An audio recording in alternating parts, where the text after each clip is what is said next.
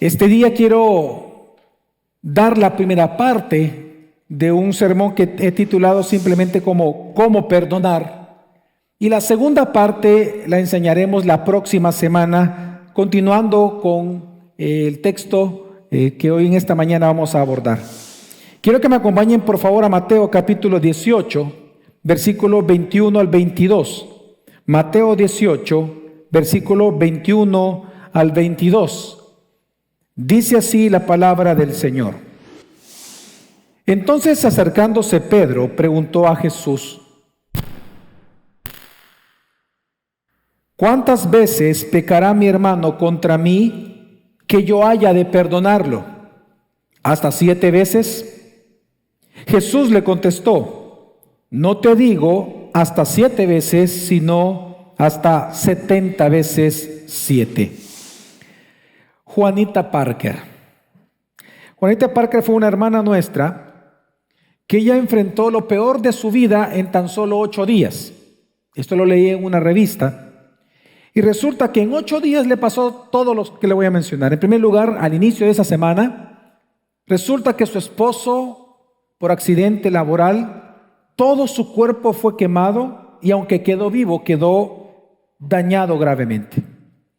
Luego, al pasar este accidente, resulta que esa misma semana a su hijo le fue diagnosticado, el cual se encontraba enfermo por diferentes días, le fue diagnosticado mononucleosis.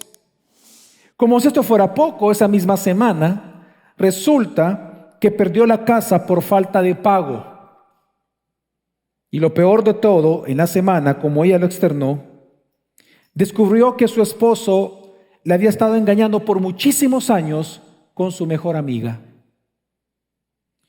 Resulta que la agonía de nuestra hermana Juanita Parker duró aproximadamente 4 semanas, porque en 4 semanas ella llegó a la conclusión que solo tenía 2 opciones: suicidarse o perdonar. Y pues ella decidió lo único que podía traerle paz permanentemente.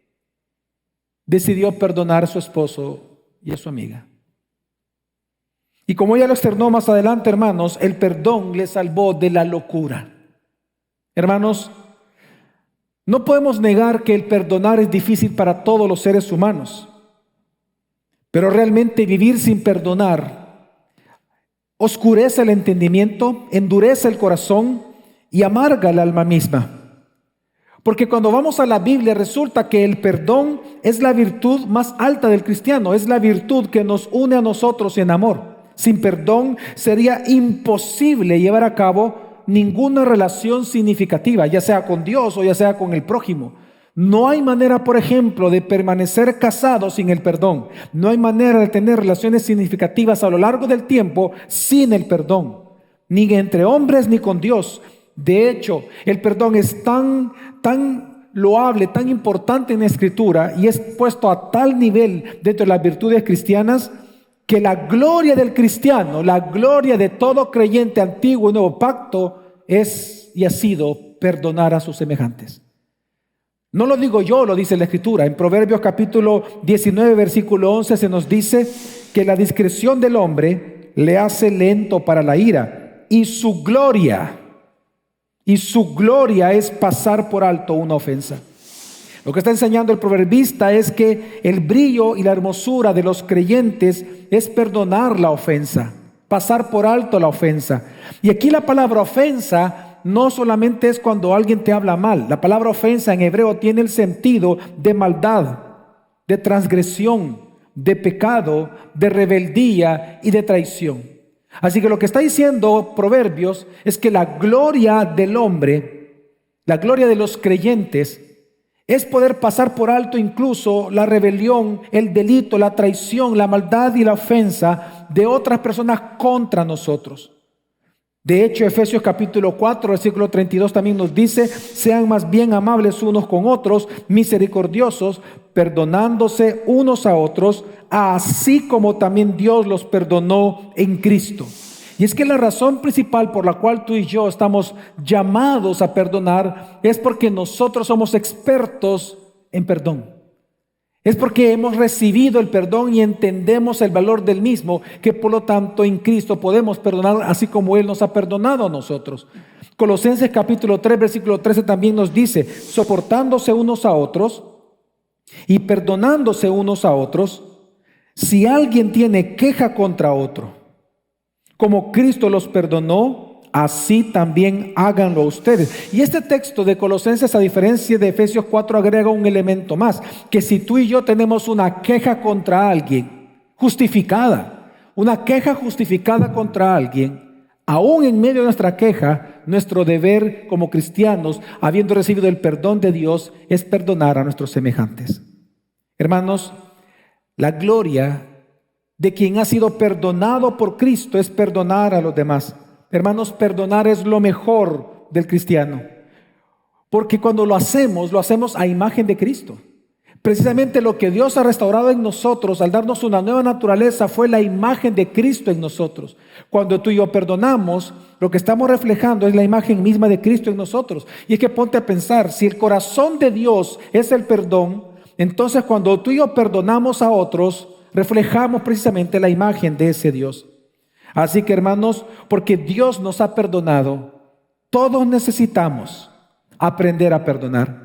Y ese es el objetivo para mí en esta mañana, hermanos. Y mi objetivo en el sermón de esta mañana es exhortarte a que perdones a tus hermanos para tú ser como Cristo y recibir perdón diariamente. De hecho, este texto, que simplemente son 2 versículos en Mateo 18, este texto nos enseña 3 cosas acerca del perdón, hermanos.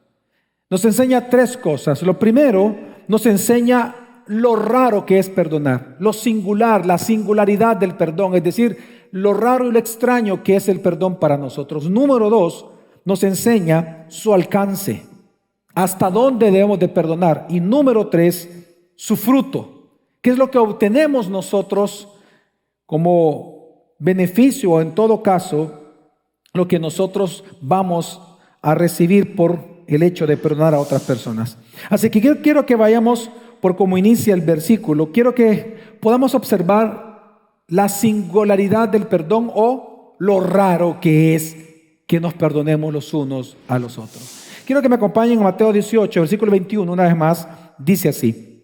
Entonces, acercándose Pedro, preguntó a Jesús, Señor, ¿cuántas veces pecará mi hermano contra mí que yo haya de perdonarlo? Voy a leerlo otra vez. Entonces, acercándose Pedro, preguntó a Jesús, Señor, ¿cuántas veces pecará mi hermano contra mí que yo haya de perdonarlo? Dejémoslo hasta ahí. Hermanos, la pregunta de Pedro es una pregunta sumamente importante y sumamente lógica. De hecho, tiene un contexto muy importante. Es decir, para entender la pregunta de Pedro, hay que entender el contexto en el cual Pedro la hizo. Si nosotros nos damos cuenta en Mateo, si usted me sigue ahí en la Biblia, porque no está aquí en pantalla, si vamos a Mateo 18, si usted me acompaña, se va a dar cuenta en el versículo 1 cómo inició esta conversación. En Mateo 18 dice el versículo 1, en aquel momento se acercaron los discípulos a Jesús diciendo, si se da cuenta, no fue Pedro, sino que estaban todos los discípulos con Jesús. Estaban en un ambiente privado, estaban solos con Jesús, y todos los discípulos le hicieron una pregunta a Jesús. ¿Quién es el mayor en el reino de los cielos? En este momento, hermanos, lo que estamos viendo aquí es que cuando los discípulos de Jesús le hicieron esta pregunta, Jesús, la respuesta que Él les da es todo el capítulo 18 de Mateo. Precisamente todo este capítulo 18 es el cuarto discurso que encontramos en Mateo, de 5 que Mateo escribió, que habló y predicó Jesús. El primero de ellos fue el gran sermón del monte, recordarán ustedes, ¿verdad? Pues este es el cuarto discurso que Mateo cita de Jesús, que Él habló con sus discípulos, que Él les predicó. Precisamente lo que provocó este cuarto discurso de Jesús hacia sus discípulos fue esta tremenda pregunta que los discípulos le hicieron. Señor, ¿quién es el mayor en el reino de los cielos? Es decir, esta pregunta reveló algo importante dentro de la mente y el corazón de los discípulos.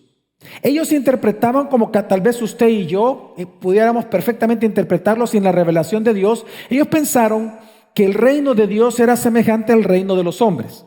en donde se puede escalar en poder y en autoridad, en donde se interpreta que tener autoridad sobre otros implica dominar al otro.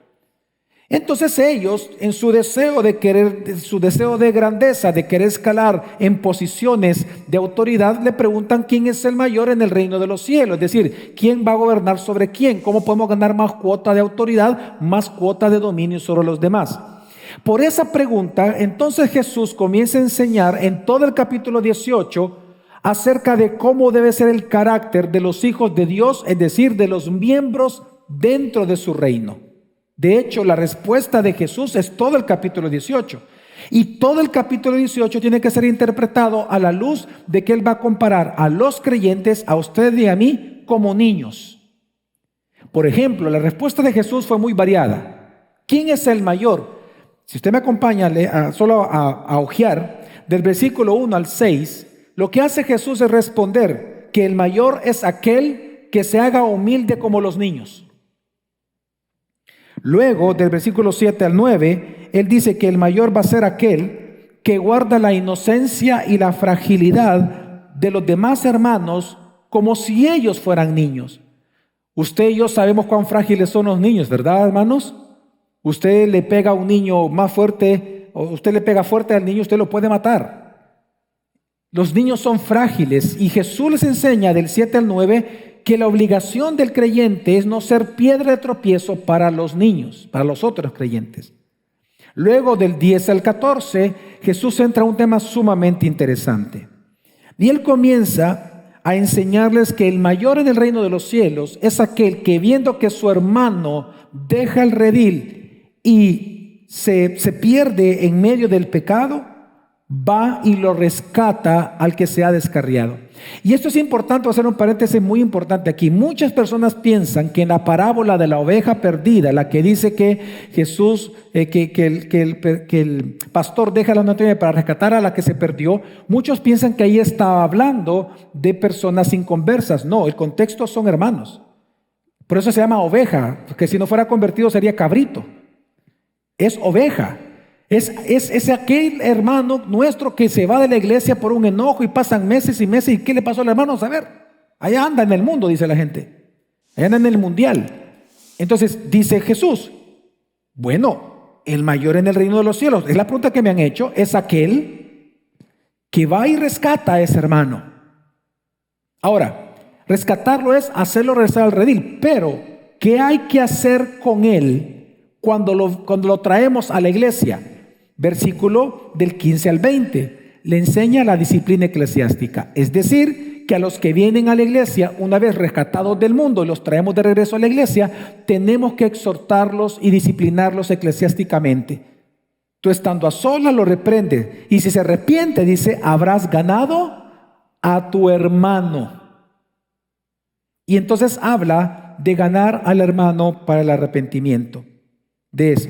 Y es exactamente en ese contexto en donde viene entonces Pedro y le hace una pregunta muy lógica a Jesús, pero muy lógica, muy apropiada, muy correcta, muy interesante. La pregunta de Pedro es así en este contexto. Ya, mira, Señor, perfecto, ya te entendí. Digamos que nosotros los discípulos, por tus discípulos, vamos por esas ovejas, hermanos nuestros que están perdidos. Perfecto. Resulta que nos escuchan y los traemos de regreso a ti para que sigan siendo tus discípulos. Perfecto.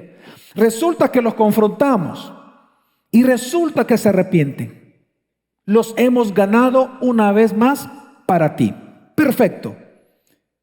Pero ¿qué pasa, Señor, si después de eso resulta que este hermano nuestro, ya arrepentido, habiendo sido descarriado, se vuelve a perder?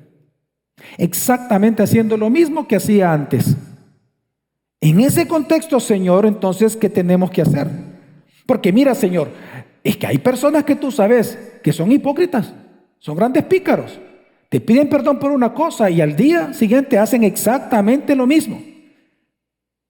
¿Qué hay que hacer con ellos?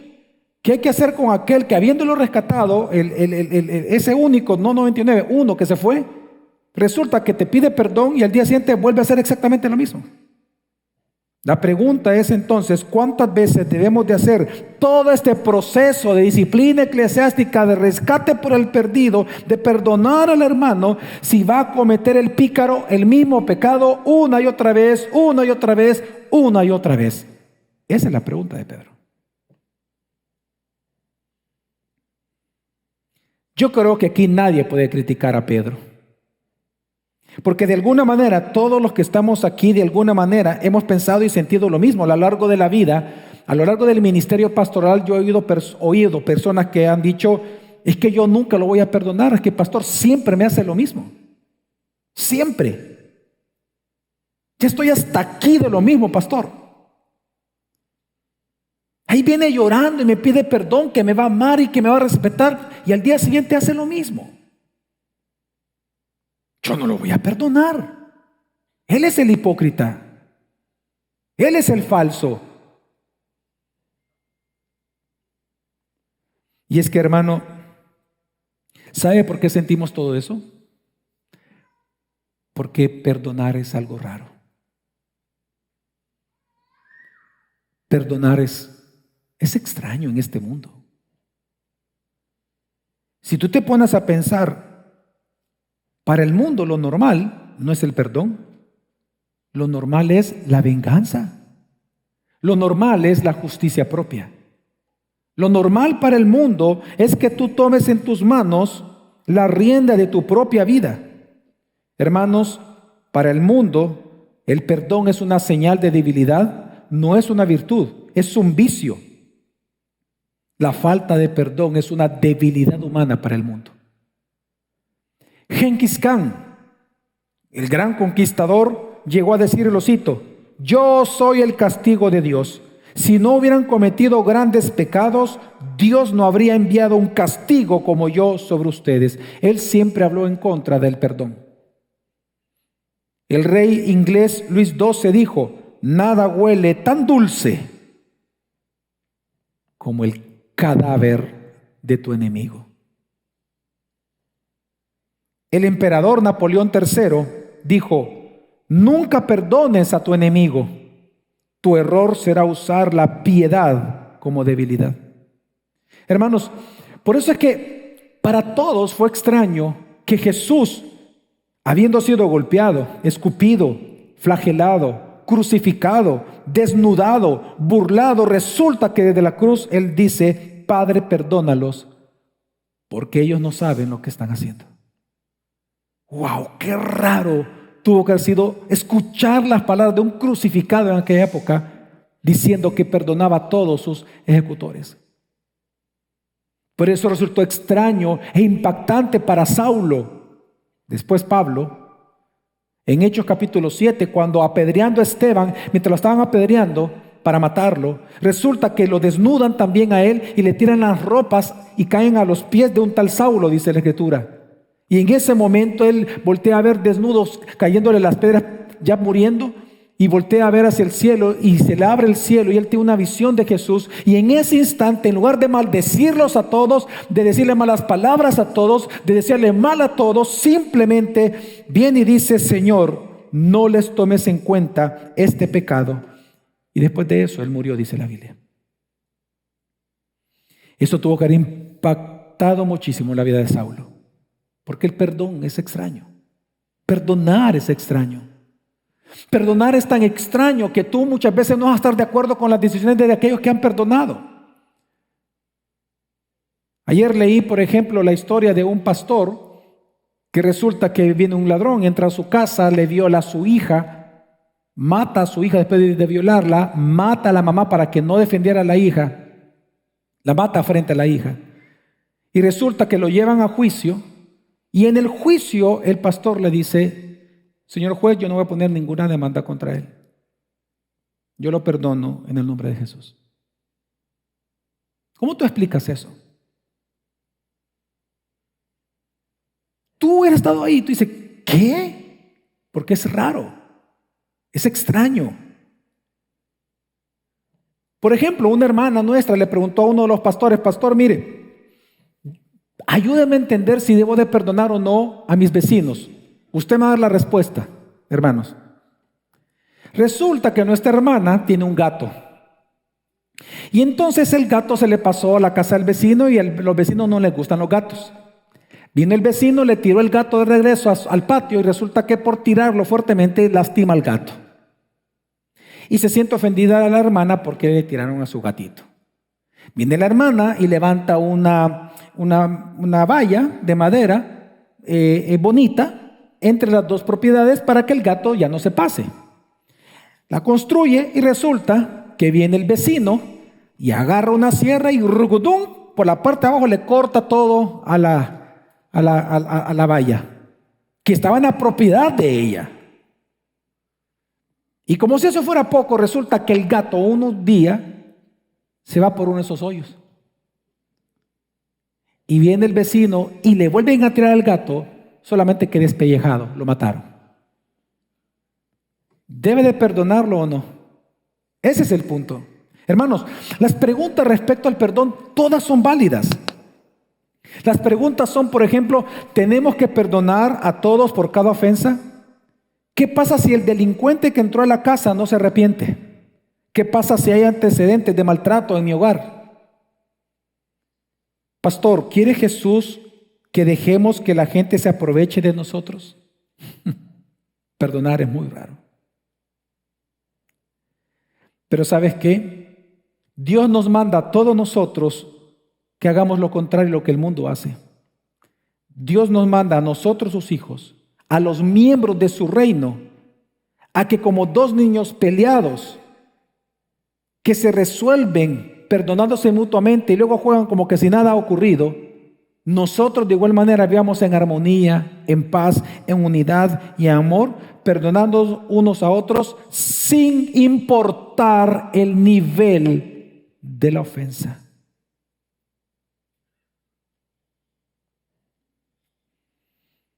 ¿Por qué? ¿Por qué sin importar el nivel de la ofensa? Porque así hizo Jesús contigo y conmigo. Si hay personas en este mundo que saben el valor de ser perdonados, somos nosotros los cristianos. Salmo 130 dice el salmista: desde lo más profundo, oh Señor, he clamado a ti. Señor, oye mi voz. Estén atentos tus oídos a la voz de mis súplicas. Señor, si tú tuvieras en cuenta las iniquidades, ¿quién, oh Señor, podría permanecer? Pero en ti hay perdón para que seas temido. Este salmo es espectacular, hermanos. Lo que el salmista está diciendo es lo siguiente. Él dice: desde lo más profundo de mi agonía por mis propios pecados, yo tengo la confianza de orar ahora a ti, Señor. ¿Por qué él tenía la confianza de orar? Porque él sabía algo de Dios, que Dios perdona. Y porque Dios perdona, resulta que Él no lleva cuentas, Él no lleva una agenda, Él no lleva un libro contable o financiero de tus pecados, sino que cuando Él ha perdonado tus pecados, es como que Él los hubiera borrado completamente. Así dice la Escritura. Por lo tanto, Dios no te anda sacando lo que tú cometiste anteriormente. Él no te anda sacando el pecado ya confesado que tú confesaste la semana pasada. Jamás te lo va a sacar en cara, jamás. Porque su perdón es absoluto sobre tu vida en Cristo Jesús. Y por lo tanto, nuestro deber ante esta realidad del perdón que Dios nos ha otorgado por nuestros pecados es que temamos a Dios, que así como Él nos ha perdonado, tenemos que perdonar también nosotros a quienes han pecado contra nosotros. Mira, algunas veces nosotros no nos ponemos a pensar la profundidad de la maldad de nuestros pecados. Claro, a nuestros propios ojos, nuestros pecados son pecaditos. Y el pecado del otro es un escándalo. Los de nosotros no, son pecaditos. Son chiquitos. Hasta te extraña si alguien se ofende. ¿Y por qué te ofendes? Soy yo, o sea, fue un error. Pero cuando el otro lo comete, para ti es de anunciarlo al mundo. Digo esto porque cada vez que tú y yo pecamos, hermano, imagina esto, cada vez que tú y yo pecamos, lo hacemos delante de la cara de Dios. Tú piensas que Dios no nos ve. Todo sucede delante de Dios, corandeo, ante el rostro del Señor. ¿Sabes qué es lo que sucede? Cuando nosotros pecamos, sea que tú pienses en Dios cuando pecas o no, pienses en Él, cada pecado que tú cometes es como que si tú enfurecido, con cara desafiante y a la vez burlesca, te pares delante del trono de Dios, vas al cielo y te paras delante del trono de Dios, y en ese momento estás cometiendo tus actos rebeldes delante de Él y disfrutas burlarte de Él. Cada acto pecaminoso, cuando tú mientes, cuando tú exageras, cuando tú estás adulterando, estás fornicando, cuando tú estás viendo pornografía, cuando tú estás resintiendo algo contra alguien, cuando hay envidia o celos en tu corazón, quiero que sepas que lo estás haciendo delante del trono de Dios. Te estás burlando de Dios. Estás con un rostro de burla ante el Señor. Y resulta que porque tú tienes al Espíritu Santo, cuando Él te convence de pecado, como dice la Escritura, que es parte de sus funciones en nuestra vida, y te das cuenta del error que estás cometiendo y de la transgresión que está haciendo a la santidad de Dios, en ese momento, en ese mismo trono, tú le dices: Señor, perdóname. Señor, nunca jamás lo volveré a hacer. Y resulta que en ese momento Dios te dice: te perdono, ya has sido perdonado en la cruz. Y resulta que te vas y lo vuelves a hacer. Y le vuelves a pedir perdón a Dios y Él te vuelve a perdonar. ¿Quién es aquí más grande que Dios que no pueda perdonar a aquellos a los que Dios se ha perdonado? ¿Quién aquí es más grande que Dios, más magnánimo que Dios, más santo que Dios, que diga: él no merece, ella no merece, mi esposa, mi esposo, mis padres o mis hijos no merecen mi perdón, a quienes Dios sí perdonó?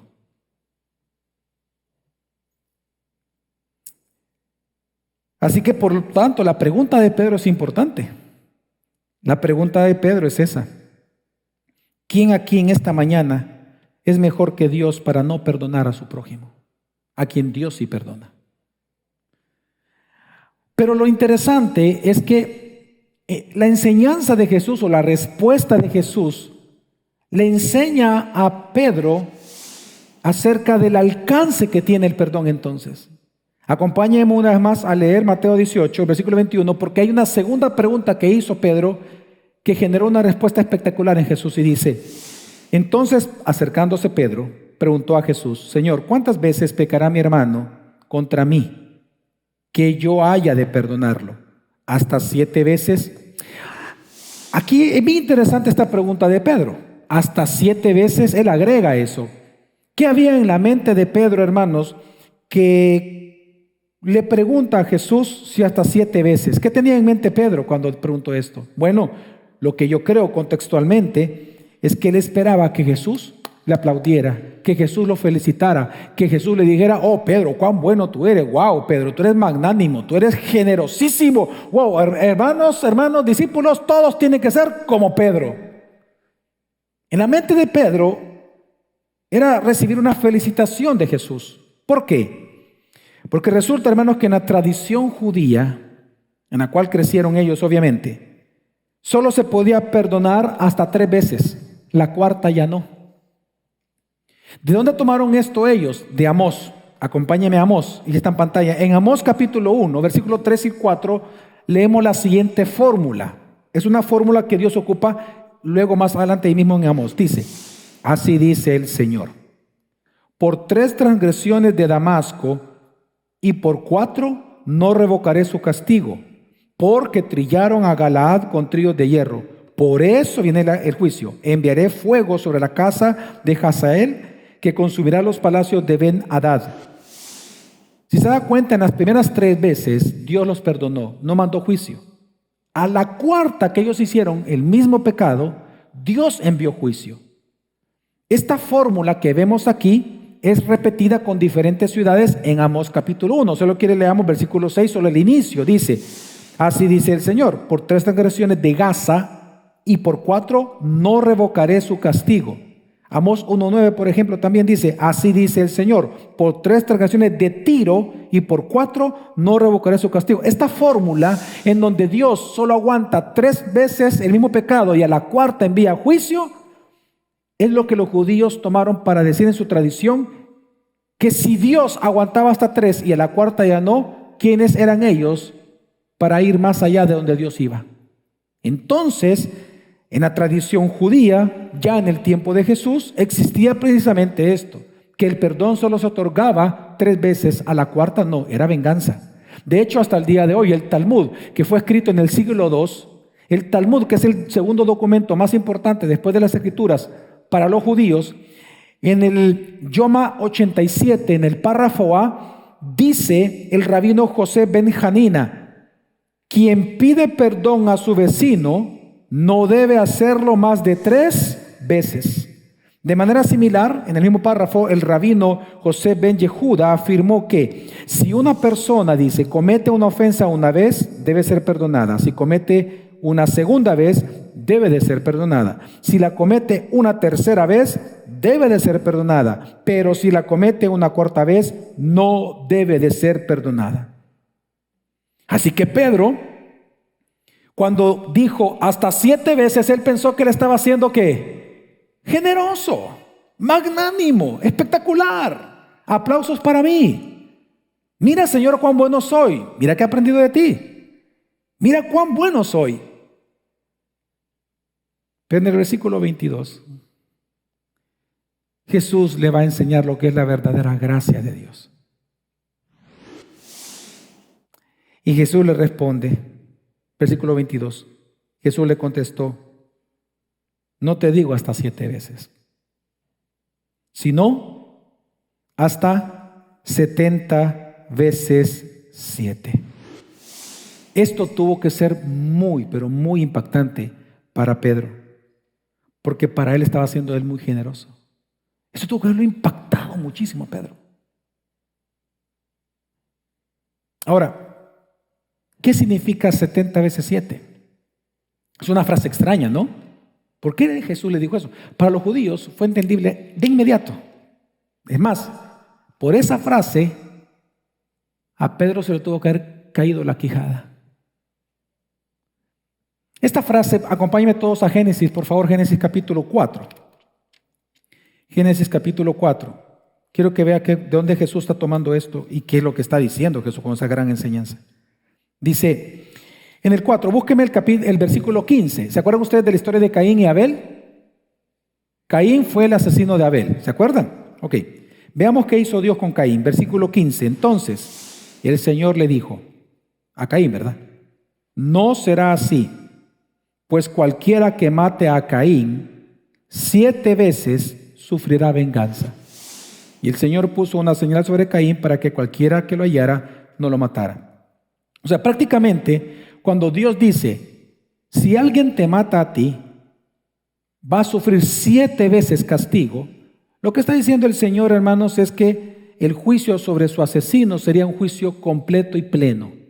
Ok, pero resulta que cuando Caín se casa, tiene hijos, pasan generaciones, él ya muerto, resulta que uno de sus hijos llamado Lamec, acompáñeme ahí mismo en Génesis 4, él dijo lo siguiente, vamos a leer del versículo 23, dice, Lamec dijo a sus mujeres, Ada y Sila, oigan mi voz, mujeres de Lamec, presten oído a mis palabras, pues he dado muerte a un hombre por haberme herido y a un muchacho por haberme pegado.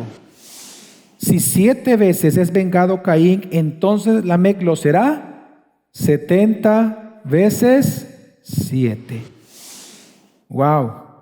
En otras palabras, Caín habló que ante cada ofensa, y ahí dice un simple golpe, solamente lo golpeó. Ante un simple golpe, tu venganza tiene que ser completa, tiene que ser plena, tiene que ser despiadada, con todo el peso que tú puedas. Hasta 70 veces 7 significa eso.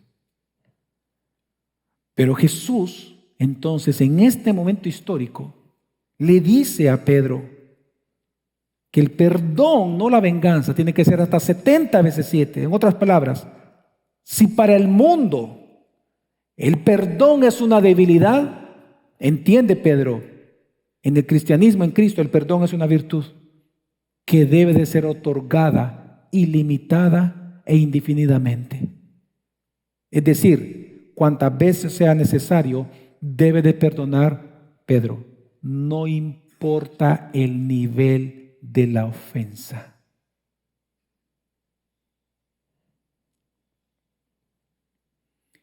Y es interesante que en Lucas, cuando encontramos el paralelo histórico de este mismo momento, en Lucas 17, Lucas nos da otro detalle que no nos da Mateo. En Lucas 17, 3 al 4 dice: tengan cuidado, si tu hermano peca, repréndelo. Si se arrepiente, perdónalo. Y si peca contra ti 7 veces al día y vuelve a ti 7 veces diciendo, me arrepiento, ¿qué dice? Perdónalo. Sí, a ese pícaro. Sí. A ese hipócrita. Sí. Si 7 veces viene diciendo, perdóname mi amor por esto, y 7 veces hace lo mismo por lo que te dio perdón, ¿cuántas veces tienes que perdonarlo? Las 7 veces. Y todos los días, por siempre. ¿Por qué? Porque Jesús así te perdonó a ti. ¿Cuántos aquí han mentido más de alguna vez? Si no la levanta, ya mintió, así que levántela. ¿Cuántos de los que levantaron la mano le han dicho al Señor, perdóname porque he mentido? ¿Y cuántos, después de pedirle perdón, a los días o a las horas o a los minutos volvieron a mentir? Y Dios no se cansa de perdonarte. ¿Por qué tú lo vas a hacer entonces? Si tú estás hecho a imagen y semejanza de Cristo. Ese es el punto. Y esto es impresionante, el perdón es total. ¿Saben qué es el perdón, hermanos? El perdón es no cobrar la deuda. El perdón es la virtud cristiana en que nosotros condonamos o cancelamos la deuda que se generó ante la ofensa de mi hermano contra mí. Por eso es que en la oración del Padre Nuestro nosotros oramos, Padre Nuestro, cuando hablamos del perdón decimos, perdona nuestras deudas. Un término económico, deudas. Así como también nosotros perdonamos o hemos perdonado a nuestros deudores. Cuando tú eres ofendido por alguien, tú sientes que por lo menos esta persona te debe una disculpa, te debe deber una deuda. Si tú se la cobras, por ejemplo, ¿cómo una persona le cobra la deuda a otra? Bueno, divorciándose. Tú sabes que el divorcio es eso, ¿no? Jesús dijo, cuando hablaban de la carta de divorcio, Jesús les dice que Moisés, no dice Dios, dice Moisés permitió la carta de divorcio por la dureza de vuestro corazón. Pero al principio no fue así. Cuando él dice dureza de corazón es que el 100% de las personas que se divorcian en el mundo lo hacen por falta de perdón. Es decir, que lo que evita el divorcio y lo que genera paz y unidad en el matrimonio es un perdonar constante todos los días. ¿Cuántos matrimonios de los que están aquí tienen más de 25 años de casados? Levanten la mano. ¿Quiénes tienen más de 30? ¿Quién da más? ¿30? ¿30? ¿40? 40 años. Hermano Leo, ¿sí o no? ¿Cuántos años tienen? 45 años de casados aquí están frente a mí, hermano, frente a nosotros. ¿Sí o no que el matrimonio es un perdonar constante todos los días? Entonces Jesús dice que el divorcio se permite, pero no en el principio, por Moisés, porque no se quieren perdonar.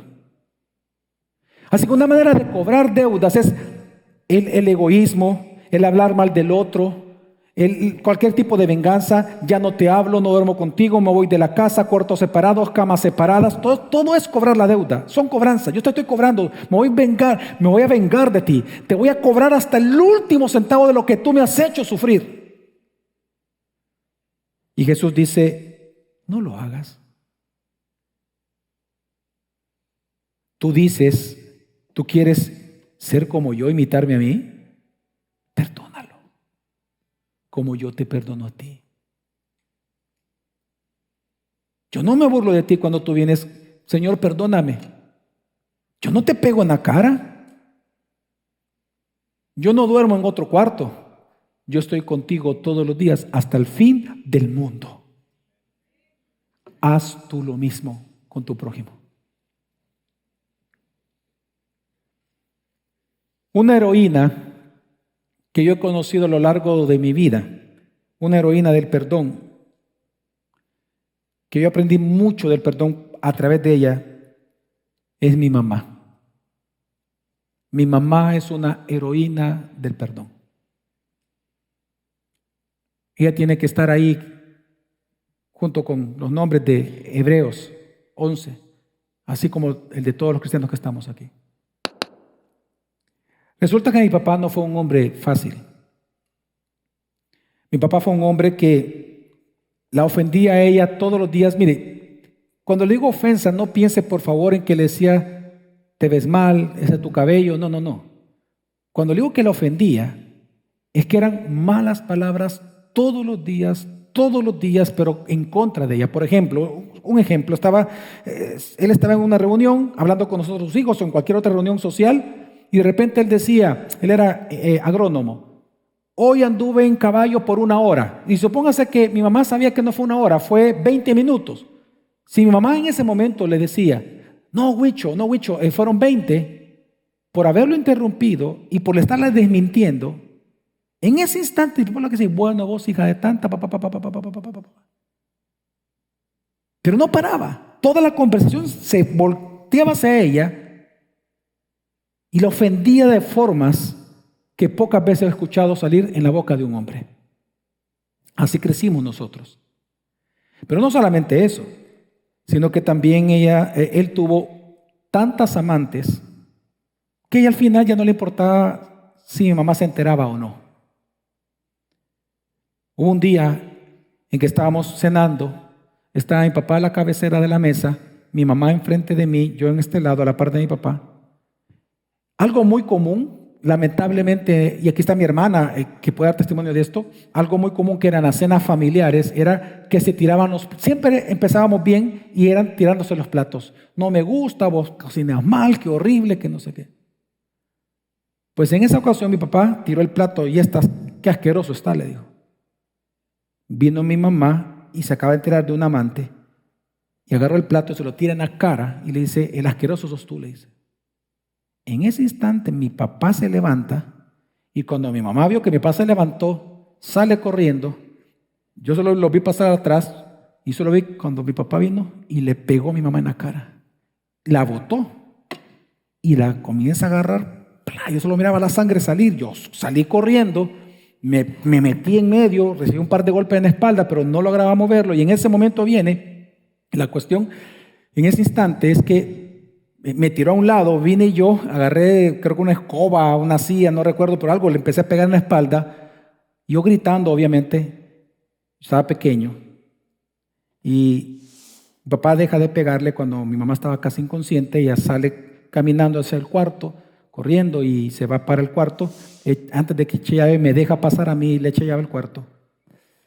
Y viene mi mamá y agarra mi rostro, y yo solo vi impactado. De verdad nunca había visto un rostro así, con tanto fluido, sangre de todo tipo de fluidos, hablando mal, hinchadísima, el labio partido, y me agarra y me dice esto: hijo, nunca te vayas a resentir con tu papá por esto, porque él es tu papá. Perdónalo. Pero luego me dice, pero mírame bien, me dice. Yo no la quería ver, mírame, me dice. Esto nunca se le hace a una mujer, prométeme que tú nunca le vas a pegar a una mujer, hijo. Tú tienes que honrar a tu esposa siempre. Sí, mamá, me lo promete, sí, mami. Y me abrazó.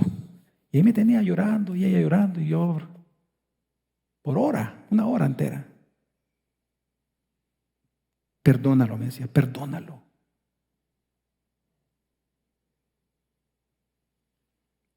Y no solamente mi papá hizo eso. Mi papá se burlaba frente a los amigos de ella.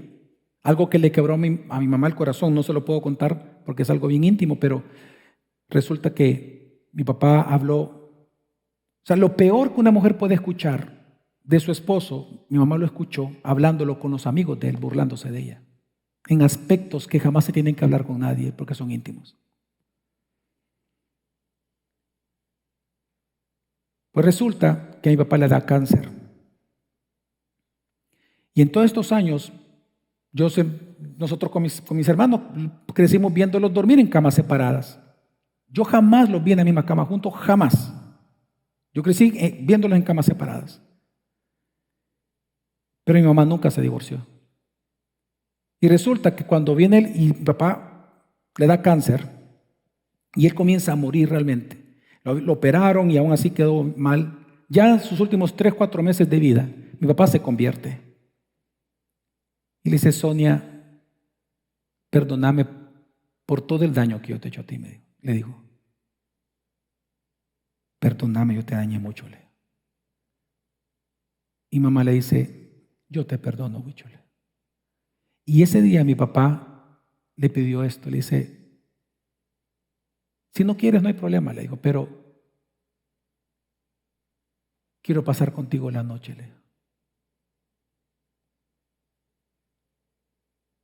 Hace 15 años que no estamos juntos, le dijo. Quiero que me ames y quiero amarte, le dijo. Y esa noche mi mamá lo amó.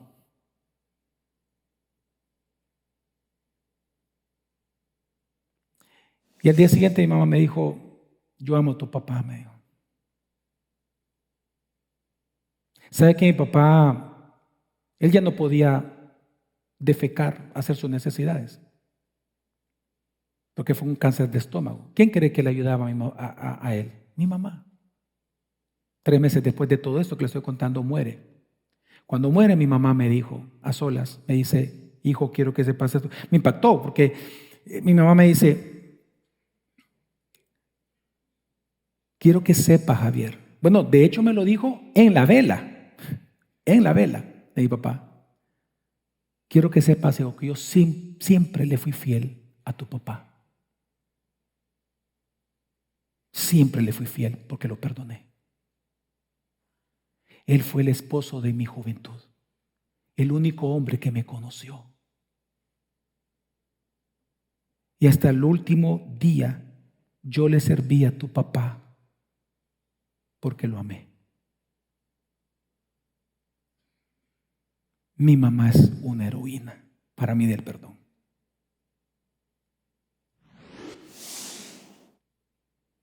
La pregunta es, ¿por qué tenemos que perdonar? Y aunque esa pregunta la voy a responder la próxima semana, solo quiero adelantarme con 2 cosas que creo que es importante entender. 2 razones de varias que vamos a dar. La primera es para que tú y yo seamos como Cristo. Porque Efesios 4:32 que lo leímos dice, sean más bien amables unos a otros, misericordiosos, perdonándose unos a otros, así como también Dios los perdonó a ustedes. Cuando Dios te regeneró a ti, regeneró la imagen de Cristo en ti. Hoy tú puedes perdonar como Dios te perdona a ti. Es que Dios te perdona a ti todos los días, hermanos. Todos los días Dios nos perdona. Aunque le confesemos los mismos pecados, Dios nos perdona. ¿Sabe cómo es el perdón de Dios para ti? Salmo 103:12 dice, como está de lejos el oriente del occidente, así alejó de nosotros nuestras transgresiones. Isaías 43:25 dice, yo soy el que borro tus transgresiones por amor a mí mismo y no recordaré tus pecados. Jesús jamás hace cuentas con nosotros. Su perdón es absoluto, es permanente. ¿Y cuántas veces? Hasta 70 veces 7 lo hace Dios con nosotros. Todos los días. Y la segunda razón por la cual tú y yo tenemos que perdonar a nuestros hermanos es para que seamos perdonados por Dios. ¿Cómo así, pastor? ¿Ya somos perdonados posicionalmente? Sí, ya hemos sido justificados. Pero resulta que hay una advertencia que la vamos a ver bien la próxima semana, que Jesús al final de la parábola del perdón, él dice, versículo 34 al 35, enfurecido su Señor, Mateo 18, y enfurecido su Señor lo entregó a los verdugos hasta que pagare todo lo que le debía. Así también mi Padre Celestial hará con ustedes si no perdonan de corazón cada uno a su hermano. Hay una cosa que tú tienes que entender, hermano, que si tú no perdonas a tu esposo, a tu esposa, si no perdonas a tu esposo y a tu esposa, a tus padres o a tus hijos, decides marcharte, irte de la casa, divorciarte, irte de la iglesia local, lo que quieras hacer, si no perdonas, van a suceder dos cosas en tu vida. Número uno, no podrás conocer el perdón de Dios en la experiencia de la comunión cristiana con Él, compañerismo y gozo, y todo lo que tú tienes que experimentar normalmente con Cristo Jesús. No vas a poder hacerlo. De hecho, si no lo recuerdas, dice en Mateo 6, en el Sermón del Monte, Jesús dijo, después del Padre Nuestro, Jesús dijo, porque si ustedes perdonan a los hombres sus transgresiones, también su Padre Celestial les perdonará a ustedes. Ahí no está hablando del perdón eterno, está hablando del perdón diario. Y luego dice, pero si no perdonan a los hombres, si no perdonan a tu esposa, a tu esposo, a tus hijos, etcétera, tampoco su Padre les perdonará a ustedes sus transgresiones. Y recuerde que la oración del Padre Nuestro solo los hijos la pueden orar. Padre Nuestro. Esto Jesús se lo dijo a cristianos, a creyentes, no cristianos, a creyentes. No está hablando de salvación eterna, está hablando de que tú vas a perder una comunión tremenda con Dios si tú decides no perdonar a tu esposo o tu esposa, o en general.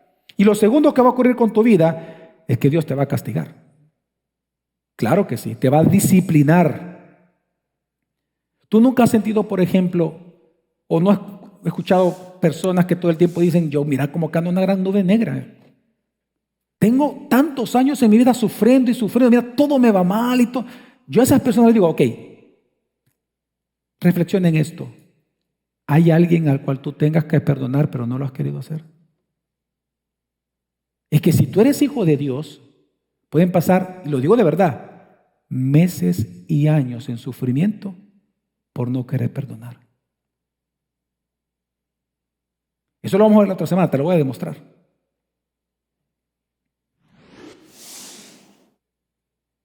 Por eso es que en la oración del Padre Nuestro, como dice, perdona nuestras deudas, así como también nosotros ya hemos perdonado a nuestros deudores. Primero va el perdón a nuestros deudores para pedirle perdón a mis ofensas.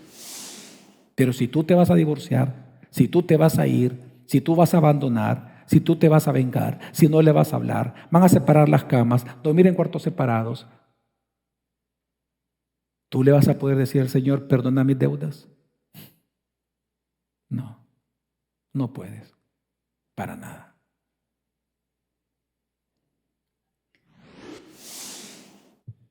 Bienaventurados los misericordiosos, porque ellos obtendrán misericordia. Hermanos, que este día tú puedas examinarte si hay rencor en tu corazón, y si lo hay, perdona. Perdona. En México a mí me preguntaron, pastor, ¿qué es lo más difícil para usted enfrentar en el ministerio en estos 20 y pico de años? Le dije yo, lo más difícil para mí son dos cosas. Le digo. Cuando la gente me critica o murmura de mí o de mi familia, mienten acerca de mí, eso destroza mi corazón porque yo los amo a las personas que han hablado de mí. Y dos, las traiciones ministeriales, porque yo he amado a mis hermanos también. ¿Y qué ha hecho usted, pastor? Yo les dije, ¿qué puedo hacer? ¿Quién soy yo para no perdonar? Les digo. Si Dios me perdona a mí todos los días. Yo soy el peor que todos ellos. Los he perdonado. Le digo. ¿Y no ha tomado venganza? No. Pregunta en la iglesia. En un sermón desde el púlpito nunca he hablado mal de nadie. Eso no es el objetivo de un sermón. Diferente es un hereje. Voy a hacer paréntesis. Un hereje tiene que ser denunciado desde el púlpito. Los herejes sí, eso es otra cosa. Pero de ofensas personales. Hermanos, el primero de los pecadores en este salón soy yo. Perdonémonos mutuamente, como Cristo nos ha perdonado. Vamos a orar.